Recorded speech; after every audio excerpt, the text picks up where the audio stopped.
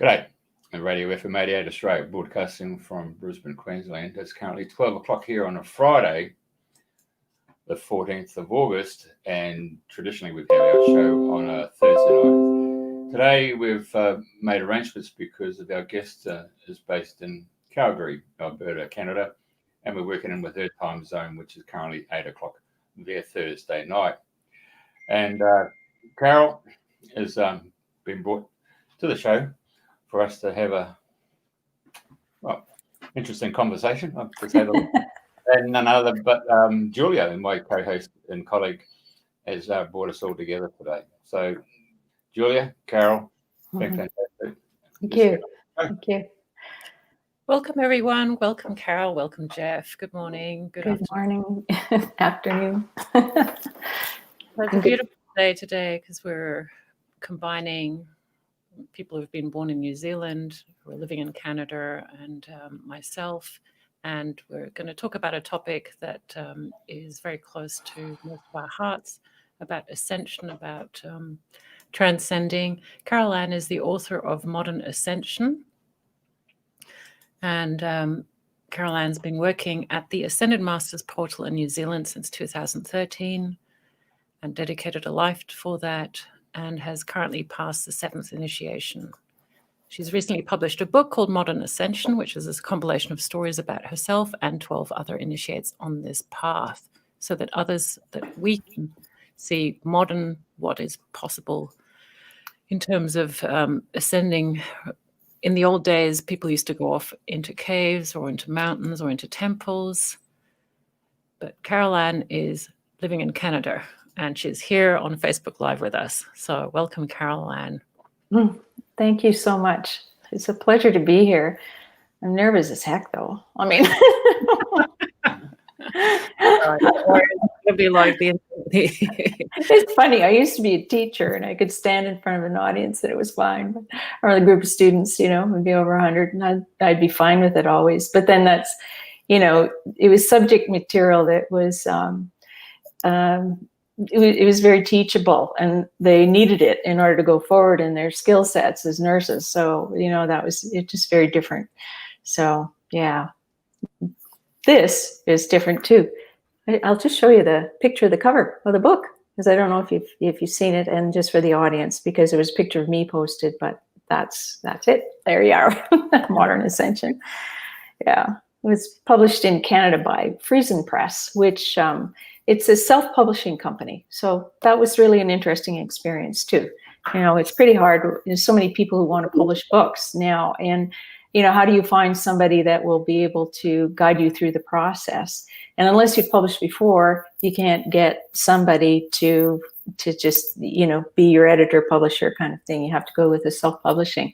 Well, it was a much better process than I expected. So it was a journey that I started on faith and with prompting from my higher self, and everyone was in, and it felt like a very good thing to do, to go forward, and it has been. And I have no regrets about any of that part of it. It's just that I didn't know what was involved at all. So every step was new and new learning all the way along, and then guiding this group through the whole process as well. So it was quite a journey, let me tell you. But we're glad to have it out there, and we're very proud of it. And we just feel it's got a very high vibe, very high frequency. I think what happened is that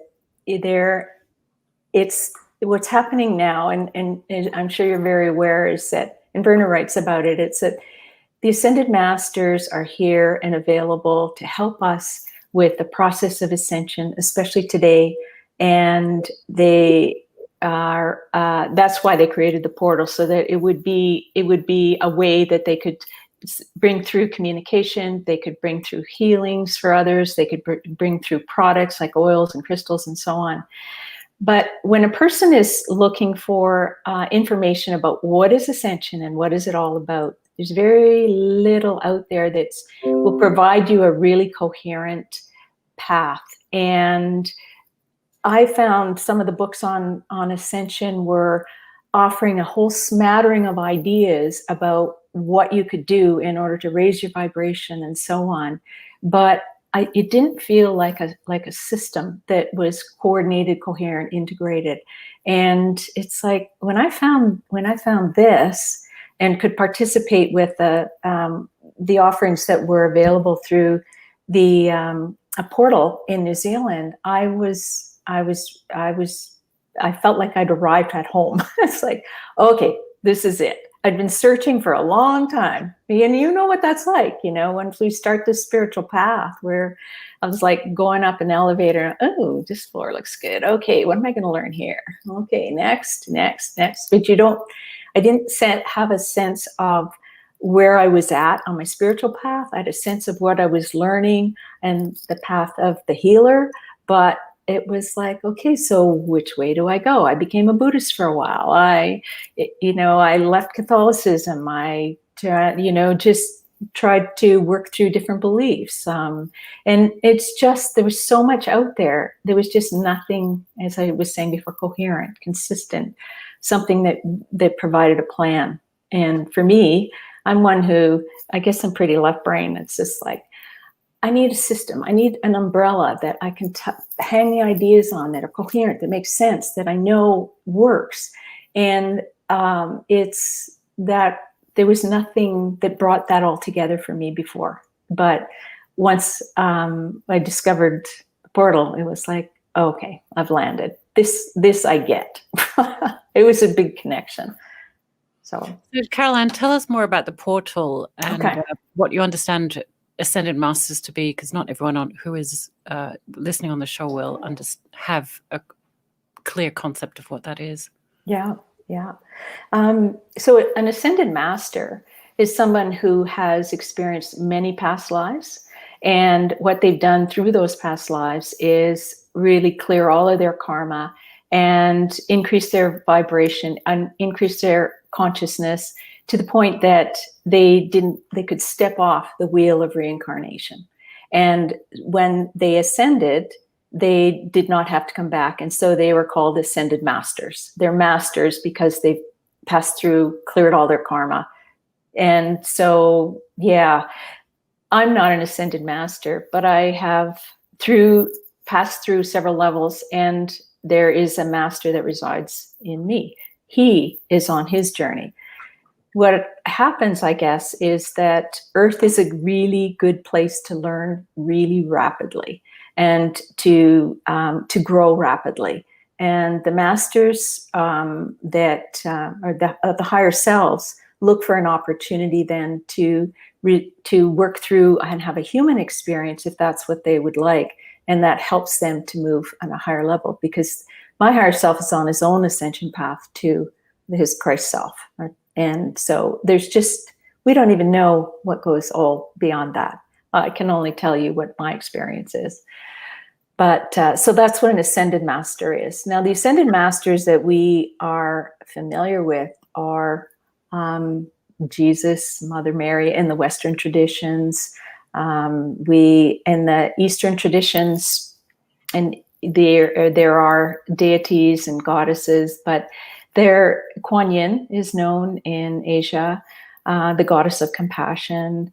Ganesh is a cosmic master. He's of the Indian origin, and so on. So depending on where you originate, you will have familiarity if you're on a spiritual path with masters of your own sort of locale. And that seems to make sense. Like for those of us who have come from the Western and religions, there are often masters that come in that will be like, my primary was Jesus and also Mother Mary. And that's, I don't think, any accident. I went to a school in high school, it was called Immaculata. And Mary, I always felt very close to Mary. We celebrated her feast day in December.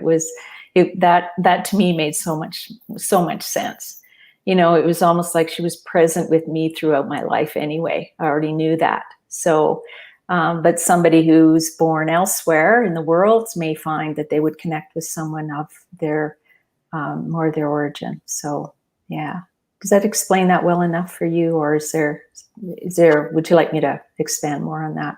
I think that's fine, and we'd Okay. love to hear more about it. But You will. the portal that you mentioned, sort of, where is the portal? How did you first find it and come across it? Okay. So I have a group of friends in Calgary, and that we would get together regularly, and we've taken courses together and so on. And I think it was sometime in about 2012 when one of the members said, "You know what? I was Googling Ascended Masters, and I wasn't getting a lot coming up that I was looking for, but I came across this website, and I started exploring it, and there was a lot of information about Ascended Masters and initiations and so on." And she said, "Have a look. Like it looks like an interesting sort of path." And so we all did, and some of us pursued it quite hotly because we were very curious about how to clear our karma and so on. So yeah, and so that's the Alpha Imaging website, and it's run by Verna Marikuta, and she lives in Hamilton in New Zealand. Their partner, and they have been asked by a group of Ascended Masters and Cosmic Masters to develop a portal, which is a communication or gateway that they would open so that they could come closer to the Earth. And it took 3 years for them to establish this portal. And although it's a small space physically, it's a vast space energetically, in the sense that there's many rooms and areas within it. And so it's used by these vast beings as a meeting place. It's used by Verna and Waireti to bring the images or people in for healings. It's used for the masters to create oils that we can use to help in our ascension. For instance, there is a violet flame oil that Saint Germain has brought into being. And Saint Germain is basically the avatar of this new age, the Aquarian age. And he has brought this into being. It's one of the most essential things that would help us speed up this process so that we could apply the oil gradually over time to the various chakras, various 7 chakras that we have in our central system. And the whole idea is that it would be something that we would use in order to clear our karma and bring up our karma for clearing, because all karma has to be paid. It's not like this is an easy journey when you start it, but that's the process of ascension, which we'll probably go into much more as well. But yeah, and they create crystals and so on. So it's a communication and service portal. It's, yeah, just it's like a bypass from the astral plane. So there isn't interference running. It's it's direct. So it's a multi-purpose kind of site. But only Verna and Waireti are permitted to use that portal. So that's, yeah. So have you visited the portal itself? I visited the land, and we, in fact, sometimes the people that are on this path that are in that area will have a gathering, and we'll have a group meditation, and we're allowed to go into the room where all of the portals are, the crystal portals of all of the Ascended Masters and the Archangels, the LOM. They've all been created, so they have one of each in there. So it's like, hi, it's pretty amazing. And yeah, so I've been there. Again, we're not allowed to go into the portal, but there's an area outside the portal called the Ascension Temple that you're allowed to go and sit in and have an experience with the masters if you are able to connect with them, or just have an experience. And you can also do that wherever you are located. So you can do it from your office and connect with the portal. What Verna and Waireti put on the website is, it would be called a portal, and it looks like a quilt. it's got a multicolored quilt, and it's a picture. You've probably seen it, and it just sort of draws you in, and it's a portal that again bypasses any interference, so it'll bring you right to the temple. So I recommend if people are looking to connect at that level, that they use that on the website, use that picture of the Ascension Temple, and go that way. It's always best to use some kind of transport when, to avoid interference when you're working on that level. That's fascinating. So you started on this journey of transforming your karma and ascending in 2013? Yeah, I think that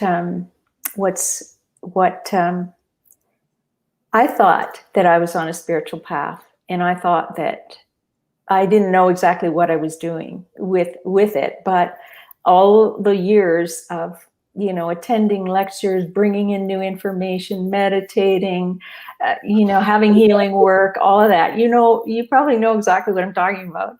And I thought, okay, well, this is good. I've probably made some progress, whatever that looks like, because I didn't really know what that actually meant. It's like, well, what is enlightenment? What is awakening? What does that all mean? And in essence, you read stories about the people that live in bliss and on a mountaintop, and that is not an everyday experience. The everyday experience of a person living and working is and wanting to have a spiritual ascension is you can't do that. You have responsibilities, and it is something that we need to find out, better ways to do that. The path of the guru was the old way. We need to find the ways that allow us to clear our karma and get off that reincarnation wheel and go higher in our spiritual vibration and frequency. It's so this path has been good. Yep. So how do we know whether we're clearing our karma? This is where I, as a sort of former convent girl, go, oh my gosh, there's something else that I have to do that I don't know about. What I know. So in essence, that concept that we have lived many lives, like Waireti told me, I think it was like somewhere 15,000 to 16,000 past lives. And so a lot of them were as a religious person or a spiritual person or a healer or whatever. And I could have been a pauper and a king, whatever. You've had every experience if you've gone through that many lives. And what happens is we're veiled every time we come into a new body life, and we don't remember what our experiences were. We don't really know who we are because we forget, because we're veiled. We forget our connection with one. And when we arrive, our karma starts uploading from about the age of 2. When we leave, our karma is downloaded into our Earth star, which stays sort of dormant in the planet. When we come into a new life, that starts to get uploaded from about 2 till 14. And then at that point, there's no more. You are your character. It will manifest. Your character manifests as it is, but you will have had other experiences along the way to 14. It just doesn't all of a sudden wait till it fills up, and then you start having experiences. You might have broken bones or had disorders or experiences. Anyway, the thing is that we, and you've heard this many times, I'm sure, we are spiritual beings having a human experience. And so each time we have lessons to learn, we have karma to clear. And if we can connect with the right way to do that, then we have an opportunity then to get off the wheel. It's a really challenging journey for all of us. Hence, we've had so many past lives. But these are the times now of ascension, because we are we're getting energetic downloads that are increasing the light, and people are opening up to it. People are generally in so many places in the world sick of the conditions that are presenting over and over and over again, historically and currently, in their political situations. And there's a great need for change, as we all know. And the change needs to be not just the old ways, but moving forward in with a proper sense of what we're about. Meaning, if we understand that who we are is an aspect of God or divinity, whatever it is that the terminology that you want to use, whether it's your Christ self or your higher self, you need to come to terms with what that is. But we're an aspect of God. We're an aspect of divinity. And if that's the case, then why would we want to harm anyone else? It's like harming an aspect of yourself, because that's part of a unified whole. So that's the concept that if that's the concept of enlightenment, it's just a recognition of it, and then creating behavior around that. It's like an acknowledgement of it. And so if everyone was directed in that direction, in the sense of that base knowledge, there would be major shifts on the planet. It's just like, well, how can I hurt you? You or me? It's just like we're one. And it sounds trite, but it's just a basic truth. So, yeah. Yeah, I guess it's the law of doing no harm to any being in creation, but actually living that and making up for the times that you have is probably what you're then calling as taking care of the karma that has been incurred. Is that right? Yeah. It comes up. It has to be cleared. And what happens in the chakras when you work on releasing the karma, it'll come up. It'll come up for clearing, and it will be. It might manifest in, you have an accident. I fell down the stairs early in this process. I tripped on the top step. It was 7:30 in the morning. I was going down to do laundry. Boom, boom, boom, boom, and did some major damage to my back and hip. And I was alone. And Verna says that when you're on your own and you have an incident like that, and she had something similar. It's karma being released. That's what it is. So it's not always dramatic like that, but it's, you just have to kind of be prepared for, what shows up, and, try to be in the sense of the observer, so that you're responding and not reacting, because that's like, ew, then they can just create more damage, right? So, yeah. Anyway. Yeah, I guess the reacting, not letting your ego make you the victim.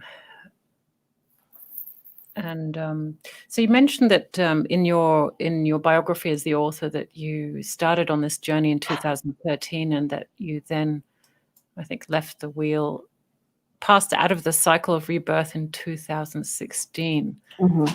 Yeah. What was that like, or how do you know?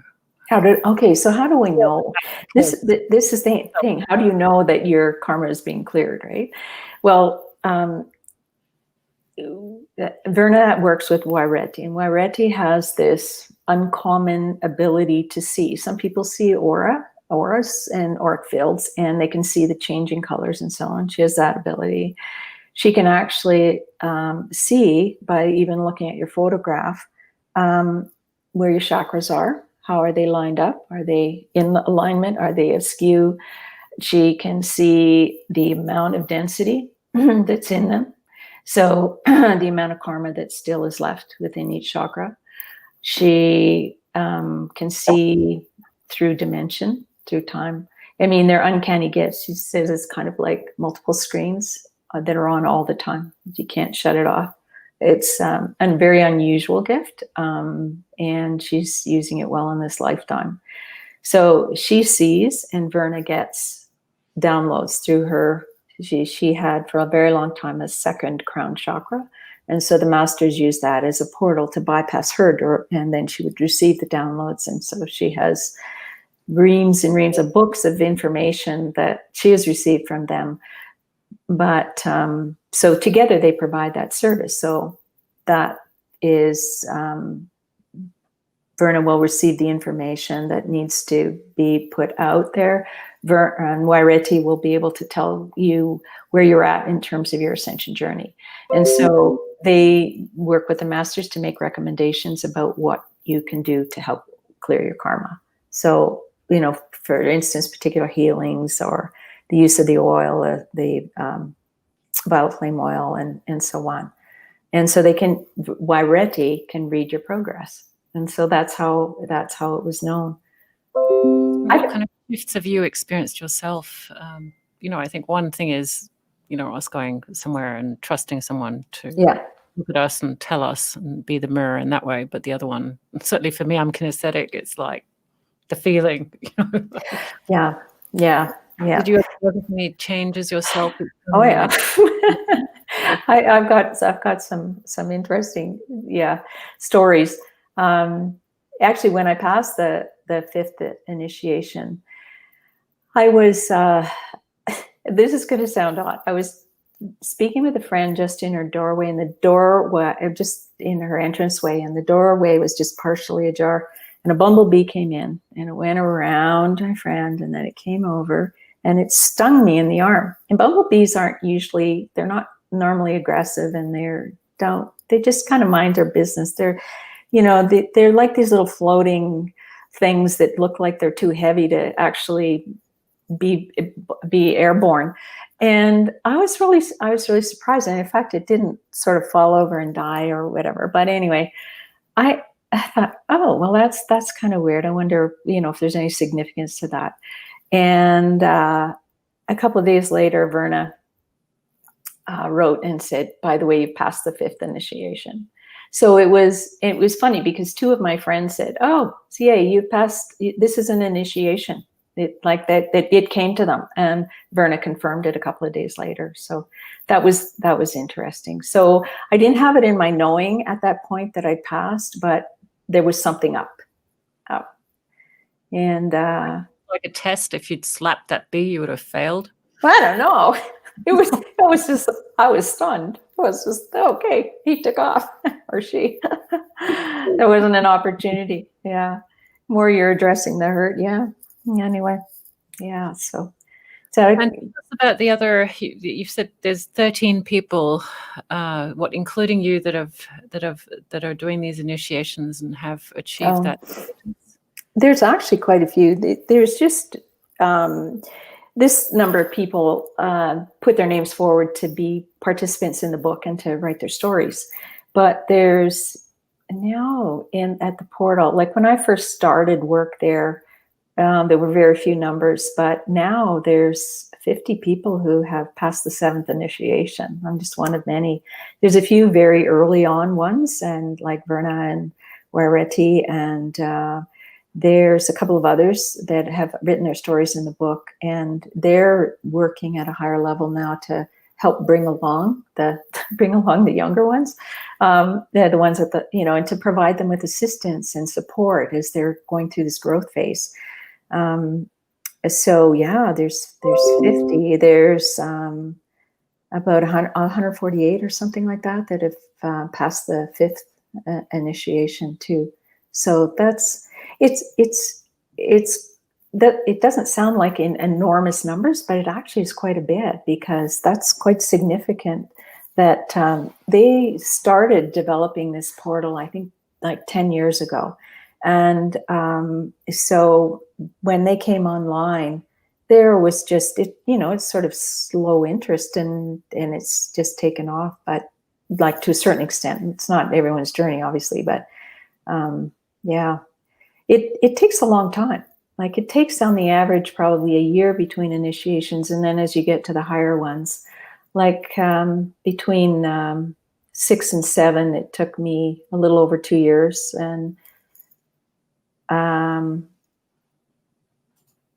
yeah. So, and now it'll take probably 5 years or more to get to the next one. It's just a a much different process. So what's the next milestone? I mean, sort of as you say, we're all meditating and trying to clear stuff. Most of us not following a path like yours. What is your next milestone? What is it that you actually have to learn or develop to get to that next milestone? Can you share that with us? Yeah, as far as I know, I mean, Verna and Waireti are the only two that have passed the 8th, but there will be others that are coming along shortly, I think, like within the next year, there'll be a few more. But the process is actually, like now, I no longer have the same set of chakras in my body.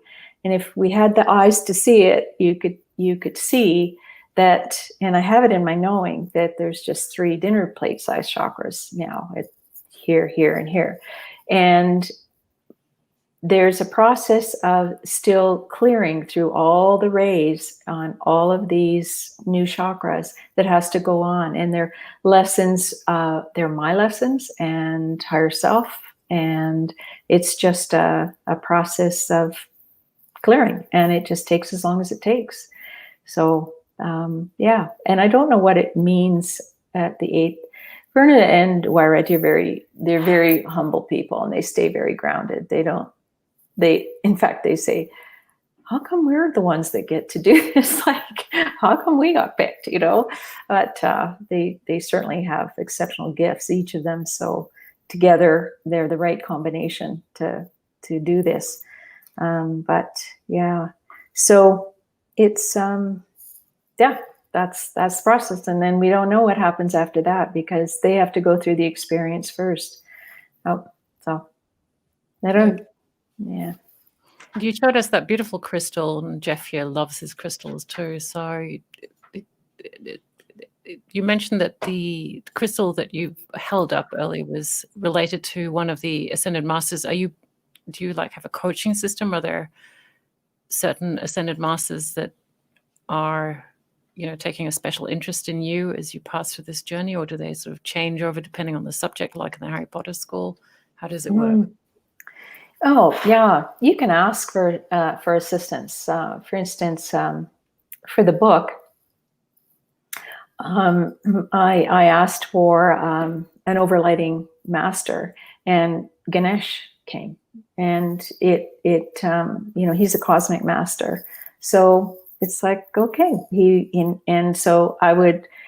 It's not like I'm having a conversation with Ganesh. I might be speaking, but I would just talk to him in meditation about where we're at. Although he would know, but for assistance with going forward. So, oh yeah, here's the Ascended Master list. Yeah. I was actually quite surprised when I looked at this, how many there are, and ones that I haven't heard about before. Yeah. She has a separate list too of all of not just the Ascended Masters, it's everyone who participated in creating the portal. And there was 108. So they were archangels, cosmic masters, Elohim, Ascended Masters, and Devas. So they all work together. But yeah, it's enormous. So to answer your question about, do we have other special connections? We have a very special connection with our own higher self, and we get to gradually experience them, because they're new, learning how to be in body, and we're new, learning how to move our devotion, in a sense, to that vast being that is now in-house, basically situated in our holy heart. And so what I am definitely seeing is the growth curve in terms of the level of communication that people are having with their higher selves is growing and growing and growing. And so they are masters. So yeah, we do have our own special one, but they also work with other people. But, in terms of communication, some people have very clear communication that is really, really helpful to them. I'm more clairsentient, so I definitely have feeling. I sense that way, and just know. I just know something, but it's not like I'm having a chatter conversation. So, and then Ptah is the teacher for my master. So yeah, that's why I have a Ptah crystal now, because it became available. So tell us a bit more about Ptah. I've apart from seeing the name, I actually don't know anything about him. Do you, Jeff? Ptah? I've heard the name, but I haven't really gone. Yeah, I don't know him very well. He's Egyptian. I think I'll learn more as I go. I aren't really. So I'm just getting to know his energy. But I guess that's what it is. That's what it is. And there's a frequency of vibration coming in. I mean, Yeah. listening to you, it reminds me of that. The body is a sacred temple, and I guess, but we don't devote much of it to embodying the sacredness that actually flows through us. In Qigong, we talk about the humans being a bridge between the celestial and the earthly, but generally we just have to try and deal with what the outside world is throwing at us, especially in COVID times, but we're just reacting rather than realizing that we can channel. And when you were talking about the higher self, it sounded more like a tango. It's sort of like you're connecting and trying to bring two of you into this body, because the higher one's got the perspective, and we're the one on the ground. Yeah, exactly. Yeah, I don't know why they'd want to come here. It's like, leave that safe zone. But yeah. I mean, there's a lot.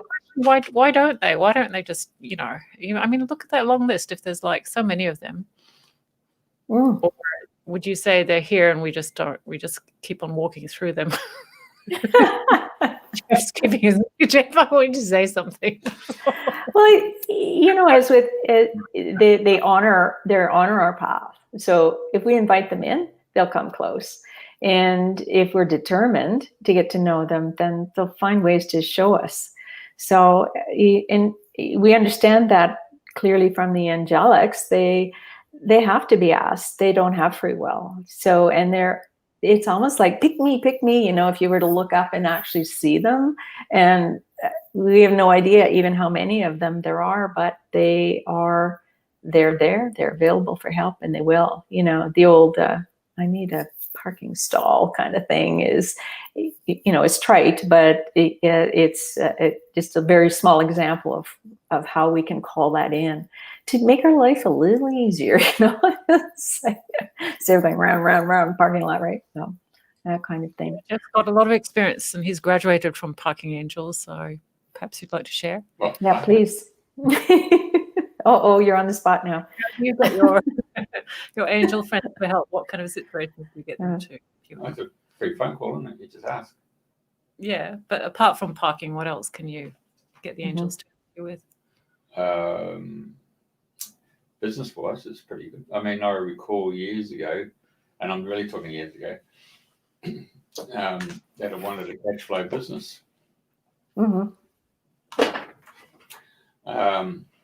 And what happened was this guy drove down from Gladstone to ship his car to New Zealand. And on the Friday, he rang me up to say he was at this motorcycle shop to sell his bike to a motorcycle shop. And they were going to pay me. And I said, well, hang on a second. They don't owe me the debt. You owe me the debt. So, hang on a second. We'll write this little deed out to say they honour this payment, And in the meantime, while I'm preparing this, his father rings me up and says, I'm here. I've just arrived in Brisbane. You know where my son is? I said, yeah, he's down at Breakfast Creek at this motorcycle shop. I said, thanks, mate. I said, you got the number? Yeah, you gave him the number. So on Sunday, I had to turn up to a suburb called Maruka here in Brisbane and to meet this guy. And he said, I'm really pleased you got spoken to my dad. I said, why is that? He said, he was able to sell the bike for cash. There you go. Here's the cash. So that's for a cash flow business. So anyway, the next one was I only asked for those people who are going to work with me. Yeah. The phones went dead, didn't it? Man, 3-4 days, 5 days. I mean, Telstra says there's something wrong with my phone lines, And I started to panic, so I put my prices up. you know, and then I got one phone call. I actually, put my price up, and then I got this phone call, and then I gave them the price and all that stuff at the new high price, and I can get the business. And then I got, well, if you kept the price as it was, you would have got that business. I said, oh my God. Okay, there you go. I received, you know. But I tell you what, I don't know how many places I've gone to, female places I've gone to, and their whole bedroom wall or their whole kitchen wall is just chock-a-block full of all these pictures of blokes, aspects of males, you know. And it's their vision board. And that's what they want in their mail. You know, so they got, you know, they got the legs of Buddy Patrick Swayze in the dance moves, you know, and then they got the eyes of Buddy, you know, Tom Cruise, you know. I mean, they got, mate, tell you, I've never had so much fun. How do you put these DNAs together, innit? You get the one bloke you want. Anyway. I think that's some of the early play too, right? Like when you first realize, oh, you know, I've got some other aspects here that I can work with. And so, you know, vision boards can be really helpful, but sometimes it's like, you know, it's like why the secret sort of, you know, went that trajectory, because it is, if you're creating from your egoic self, and I want this, I want those legs, and I want this torso, and I want, you know, I mean, it's not going to happen, but you know, just that that sense that I want this and I want that, and so on. Like, it's not like we shouldn't be asking for living in abundance. There's nothing wrong with that. It's all available to us, and you know that's all good. But you know, as you progress on your path, you realize, hey, I better be coming from an integrated self. I better be coming from a higher vision. Like, what's in the highest good of me and everyone else? And then your vision board starts to shift, right? So it's no longer the yacht and the what's wrong with the yacht? Nothing. But you know, it's just the focus on the shift is from the 3D view of materiality to a more, well, they're calling it a 5-dimensional view of the whole picture. Of what we're involved in. So yeah, that's anyway. But regardless, angels are brilliant. Years ago, and she came to the conclusion, best possible outcome for everybody. Best possible outcome, exactly. Same thing. Yeah, that's right. Yeah. So the case of it doesn't have to be about me. It's about all us collectively coming together. That comes to the best possible outcome. Yeah. When I did DNA cellular healing, the phrase is rescue and harmonious development for the world and all beings. So it kind of is. That's similar. Lovely. That's lovely. Yeah, exactly. Aren't you? Really, at the end of the day. Yeah, and it's so important. I mean, you know, today I was driving on the motorway, and this woman just cut across. She was a cyclist. She saw me coming. She just dashed across. And my first thought was she's going to get herself killed. And I just went, oh, I've actually got to pull that one back. Yeah. No, she's going to live a long life. She's going to be happy. But that was the reaction. Yeah. But no, I've obviously learned from my parents and stuff like that. But you do have to be aware and monitor of what you put out and become responsible for that. Or, as you say, have that 5D vision. Well, you're creating more karma, right? If you're unconscious, you're constantly creating karma. And then you just don't want to do that. And I probably create karma every day. So I got to really watch myself. I mean, I have to try to focus on, like Verna says, okay, one way to do that is to, you know, come from your heart. Let your thoughts come from your heart. Let your words come from your heart. Let your feelings, you know, that should be a basis of that, be heart-based, so that you come from a place of compassion and non-judgment and a step back observer. Because otherwise, it's as we create karma, there's always consequences. You're just it's a whoosh back, right back at you. Somehow you're gonna have that experience. So you're very conscious, Julia, and you recognized it right away. You pulled it in. Yep, no karma. There you go. You don't want to create anything for anybody else through any negative wishes either, clearly. But it's raising your consciousness, and that's a wonderful benefit of all of this work as well. So that's brilliant. Yeah. I think mothers create karma. Elaborate, please. No, fathers too. Right. Yeah, what do fathers do? Well, The current lockdown, okay, mothers are there with the children, right? And the kids are making noise and all that stuff. And so all of a sudden, mum's flipped out and goes off and uses some really blue language and then says, "Don't slam the door." And you've just gone and set the picture of slamming the door. And so verbalization is one level of communication, but the picture, the thought goes with, it's like a carrier wave, there's a picture along with the words, and the picture there before the words, and the picture gets to the child. It says, "Slam the door, slam the door." Yeah, that's right. Oh man!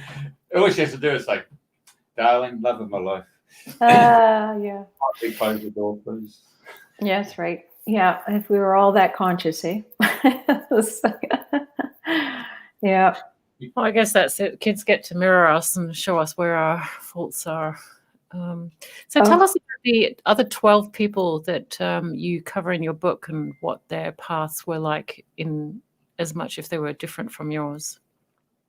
Yeah, it's quite interesting is depending on the age group, religion can be a primary influence. So like you, Julie, a convent girl, went to convent school, and there's a few of us like that. There's Recovering Catholic. Oh, okay. I don't know the whole story, but anyway, that's okay. So I think about, well, first of all, I'll start with a very impactful story. There's a Dr. Simi Ahuja, and she's kind of in the middle of the book. And Simi is born in India, and when she was 12, their family emigrated to the US. She experienced major trauma from about age 6 to 12, and the only reason it stopped is because they moved. And of course, kids don't tell their parents that they're being abused by, their cousins. And so she talks in her book about the brain damage that she experienced, about the self-esteem issues, about the cultural change once she had moved to the US, and all of those things that had led to her having no sense of, and being angry and no sense of self or her abilities. And so she got married quite young and had a child. And she actually realized at some point in conversation with a friend that she had in school who'd become a doctor, or had actually been admitted to a medical school, a prestigious medical school. And she thought, why would she have hung around with me? I'm just duh. And then she realized, well, that's maybe not so true. And she started, that's what caused her to, to shift gears and start to think of things a little bit differently. Anyway, she went on a path of healing. She healed her brain from the trauma that had, interrupted in her learning. She went back to school and got a basic degree and with, top marks, and got into med school. And she is a doctor today. So that's an amazing recovery. And she has had a journey of, she did the whole Course in Miracles. I don't know exactly the time that she discovered the portal and the healings there, but I luckily got to meet her actually when she was traveling and she was doing healing work for her own self. And she does a lot of inner child work, and she works with patients on that. She works within the traditional model, but she also she has this extraordinary understanding of what the causation of the illness is. And so when a person is ready to hear it, she can tell them. She had a really great example of somebody who had this terrible wound that was, had been excised over and over again, was not healing. And Simi intuited that it was a relationship issue with his wife that was long-standing. And she said, if you were to heal that, your wound would heal. He took it to heart. He went home, sat down with his wife. They healed their relationship, and his wound healed. And it just went really quickly. And Simi said he was on just another long road of not healing had that work not been done. So that's an example of the kind of work that she's able to do now. So yeah, she's a 7th initiate, but what a difficult story, but what a profound recovery and experience. I mean, she's still recovering and working through that, but it's that's amazing. I just hold her in my heart. And then Tammy, I really like her story too. I mean, I love all the stories, but Tammy grew up a Catholic and was very devout and loved religion, loved going to church. She considered being a nun and for a period of time, but when she was young, she had a lot of unexplained memories showing up, and no one could help her with that. And it created a lot of challenge for her as a teenager, but she couldn't work it out. She was just not, and religion wasn't helping her particularly. But when she went to school, did business degree, she got married, and when her son was quite young, he began being really afraid going up the stairs to his bedroom, and he didn't want to do that at night. And so, trying to deal with the fear, she did the traditional medical model. So he saw a psychiatrist, and the psychiatrist tried to work with him. And they got home, and she said, "You know what? There's something else going on here. Please talk to me." And he said, "Well, Mom, there's these spirits and ghosts, and they're coming through my room, and then there's guides that are talking to me."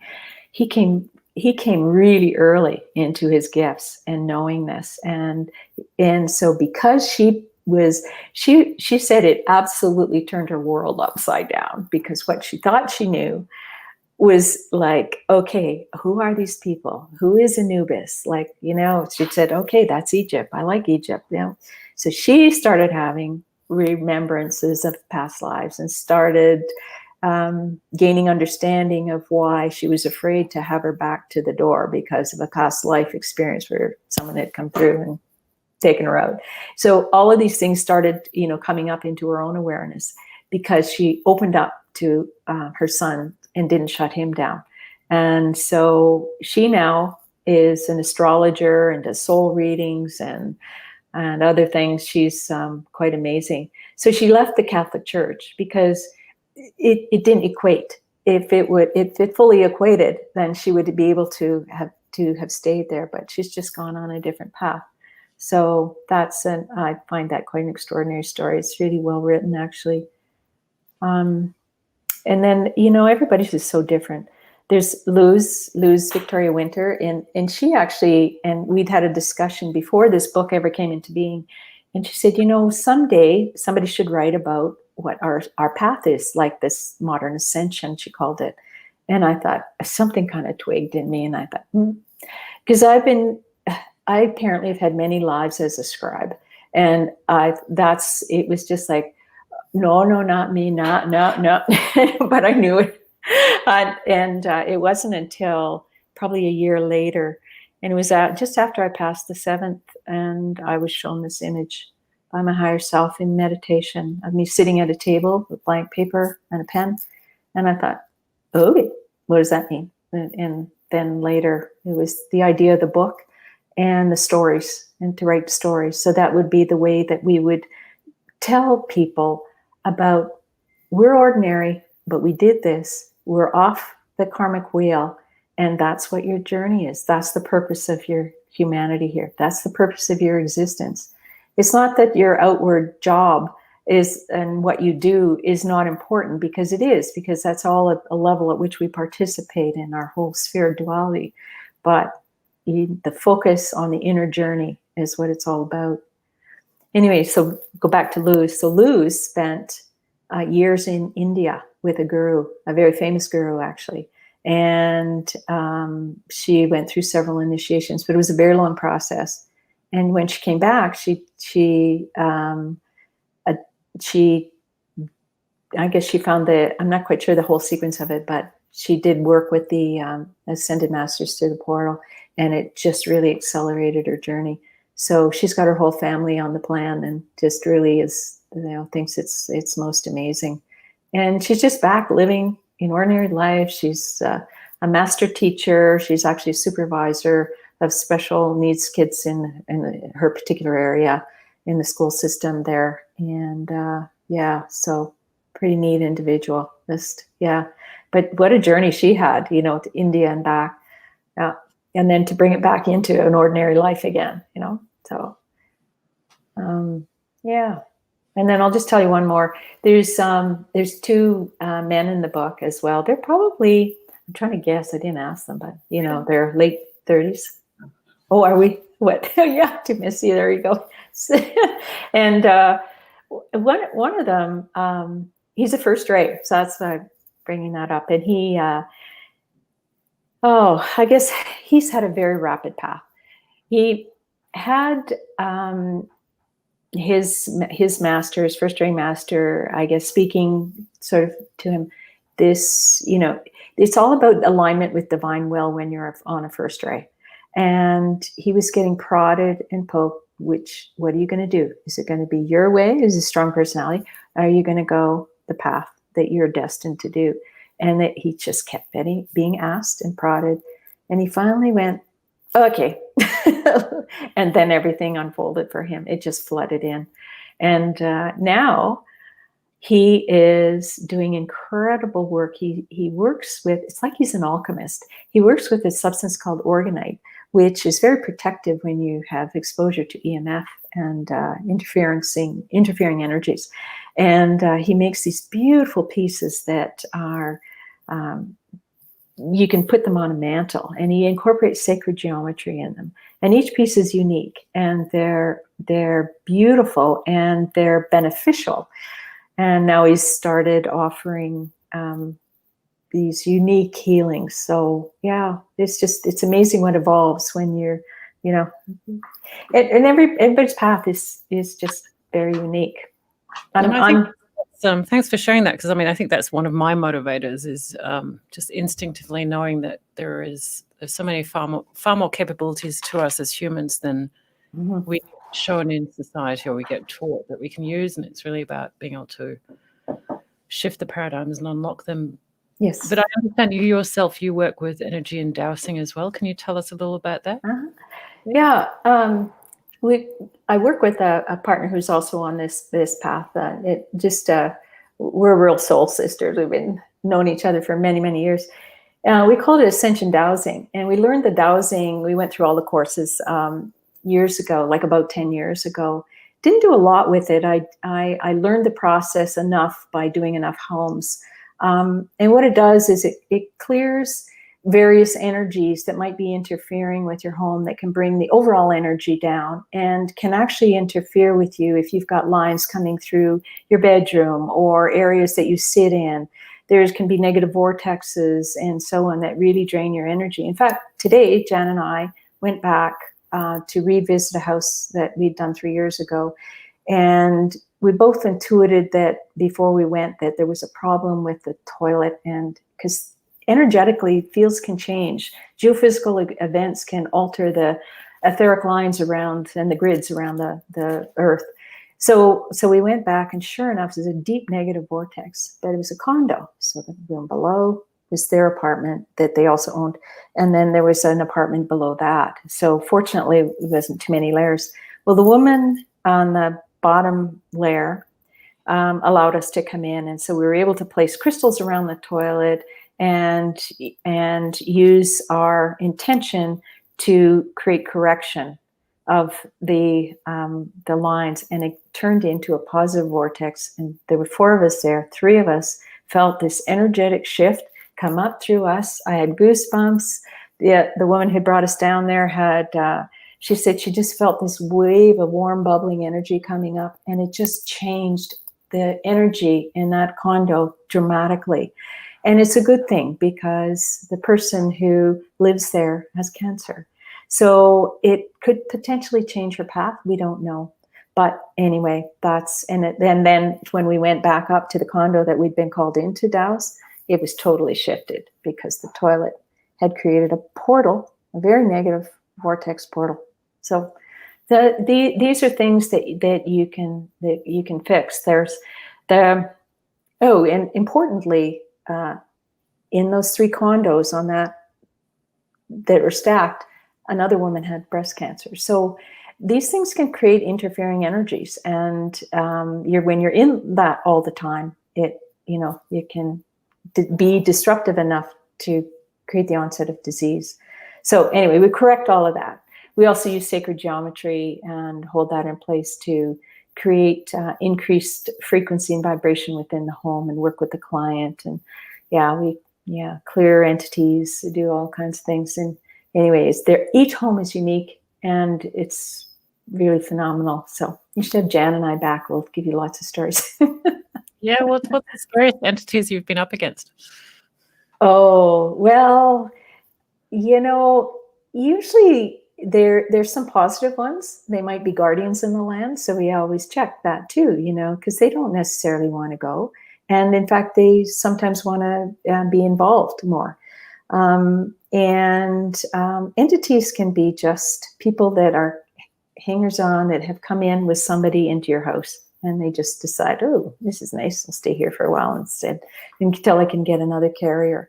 And so we haven't come across anything really wicked. So that's good. It hasn't been a deep force to be reckoned with, let's say. They've just been out there, not necessarily really damaging ones. I think that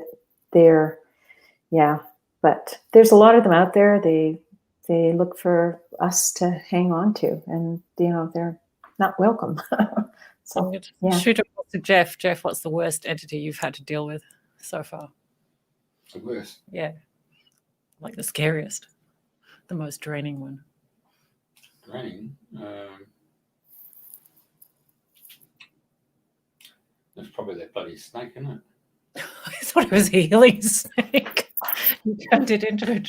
Anyway, you better explain it to the audience.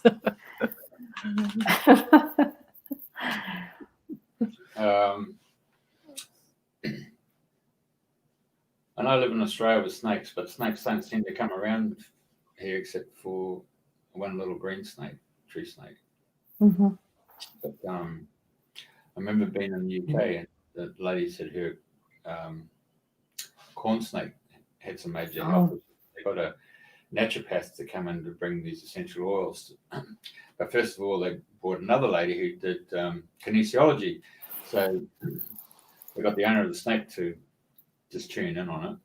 And in the meantime, they gave me the snake to hold, you see. So anyway, the snake came up and it starts to come up my arm, And next second, this blue electric discharge, like electricity, came off my whole body and hit the snake, and the snake, off it went. Whoa! So, oh my God. Anyway, so snakes and I haven't really sort of gone all well, So anyway, there's a guy who's watching the show. He's Austrian guy, Thomas, and he's invented the acoustic sound waterbed. Yeah. And he put me on this sound waves. Oh, absolutely brilliant, Carol. I'm going to tell you, he's going to come on the 3rd of September. Oh, okay. He said, I'm going to ground you like your radio station. You need to be earthed. I said, yeah, okay, fair play. And then afterwards, I said, oh, mate, I thought you said you're going to ground me. I said, bloody hell. It was like Jeff Shaw's TV channel just opened up. Anyway, next morning, there's this big bloody snake in it. It's a huge snake's coming in my dream. Massive. Anyway, and I manifest this pool pole from my swimming pool and put a brush on it. And I was pushing the snake away and the fear that was coming up in my body was amazing. It's amazing. I was a big snake, it was like an anaconda, Anyway, and this girl came down, a lady came down and sat next to me, and I thought, oh, a bit of man up now, Got that male thing about the woman, protect the woman, and show got some stuff. Anyway, next second, the snake comes right up and it rears up like those cobras, but it's not the cobra. And it starts talking to me. And it says, hi, my name's Addie. And next second, it puts its head in my hands. And I got this head in my hand. And I'll tell you, and I said, it's got a collar on it. It says your name's Addie. He said, that's what they call me. No, my real name's Addie. And next second, I'm looking at the snake in the eyes and said, I'm the healer. So I jump up and I turn around to go to bloody Cameron and those characters. I said, mate, I can speak I can speak snake. Faster. I can speak snake. That's unbelievable. It's Harry Potter, isn't it? Uh, Anyway, so you talk about that would be the biggest fear. That was the biggest fear you had, and the snake showed you that you had it, and she released it for you. yeah, exactly. Yeah, it wasn't in the. I mean, we're talking about this world, and we're talking in the other world. It was the other world that really revealed how much fear was actually still in my body. You know, even though my physical body, I could still feel my physical body, but that's another experience that I was having. You know. Yeah. Mm-hmm.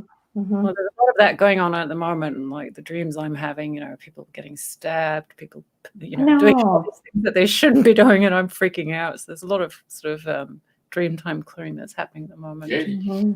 Like that, Carol. What? Sorry, what? You get aspects of that.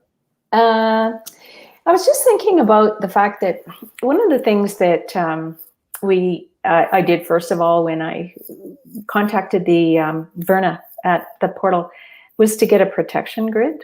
And the protection grid is something that they asked the Ascended Masters, so how do you protect people from invasive entities, the ones that come in and they're not nice, they're not helpful, they can be destructive, they can burrow, and they can create disease, mental, physical, whatever. And they're unwelcome, they're uninvited. How do you protect yourself from that if you're not a big seer in particular as well? So they gave them something called a protection grid. Now the protection grid is for life, and so they bring you into the portal somehow, and your unique protection grid is visualized by Waireti, and then she sends you a note about it, and she says it's in place for good. You will not, they may come close, but they can't get in. The only problem is potentially if you are not very evolved and you don't have well wishes for others, it's going to come right back at you. So that's also inside the grid, so you have to keep that in mind. So that's pretty brilliant, I think. To having that, especially if you are a person who's expanding in the light, you're very attractive because they're energy suckers, right? So you want to be constantly clearing. You want to be able to just proceed. So anyway, I'd recommend it if you're having any issues, and if you think that there might be some causation there. Because I find too that if people bring them in the house, for instance, I can have a sense of it. Like the other day, I was getting a little and irritable, and I thought, okay, this doesn't feel good. So I have a big copper ring, and I dowsed, and there were some entities in the house. So I set it down, and I invite Ascended Masters in, and it goes very quickly because they're like, oh, good, because usually they're like, just, they can be lost. Anyway, they go through, close the portal, and it's done. And energetically, immediately, I feel, so much better. So yeah, it's nice to be able to know how to do that. Some people are able to just do it etherically or through their mind. I can't. So I find dowsing really helpful in that regard. But it can be a repeat process, because every time someone comes into your house, there's the potential for that to happen. So, yeah. And as you say, there are a lot of lost souls that haven't crossed through. And if you are able to help them, number one, they're trying to actually get your attention. Yeah. Nobody else can see them or feel them. Number two, yes, with your support team, with the Archangels, the Ascended Masters, they can actually do the work. You just have to kind of be the witness and experience it, so that it can happen on the human realm, and then they can move on and ascend from their stuck existence or their. It's a benevolent act. Yeah. You go and start reading Madame Blavatsky's books. No, I haven't. I've read a lot of stuff. Yeah.